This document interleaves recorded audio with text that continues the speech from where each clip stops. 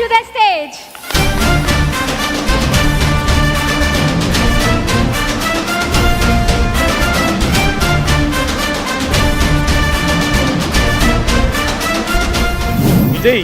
விஜய்னு பேரை வச்சு மைக்கை கையில் பிடிக்கலன்னா எப்படி சொல்லுங்க, நெஞ்சில் கூடியிருக்கும்.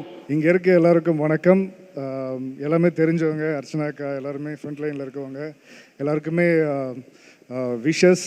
அண்ட் இங்கே நான் பார்க்குற எல்லாருமே ஊர் சைட்லேருந்து நிறைய பேர் வந்திருக்கீங்க. உங்களோட தன்னம்பிக்கைக்கும் அப்புறம் உங்களோட தைரியத்துக்கும் என்னோட அன்பான வாழ்த்துக்கள். உங்களை மாதிரி இன்னும் நிறைய பேர் இங்கே மேடையில் வரணும்.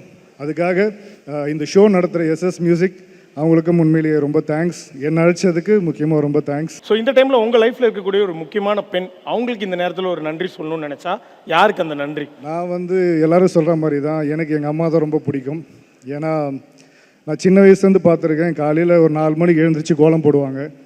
நைட்டு கடைசி பாத்திரம் வளக்கிட்டு அவங்க தூங்குறதுக்கு ஒரு 10:30, 11 ஆகிடும். ஏன்னா நான் ஜாயின்ட் ஃபேமிலியில் பிறந்தவன். ஸோ காலையில் ஆரம்பித்து வெடிக்காத்தால் திரும்ப நைட்டு 11 மணிக்கு படுத்து திரும்ப 3:30 மணிக்கு எழுந்திரிச்சு கைண்ட் ஆஃப் 24/7 அவங்க உழைச்சிட்டே இருப்பாங்க. மத்தியானம் எனக்கு தெரிஞ்சு அவங்க துணி காய போடுவாங்க. நான் பார்த்த வரைக்கும் அவங்க தூங்கவும் மாட்டாங்க.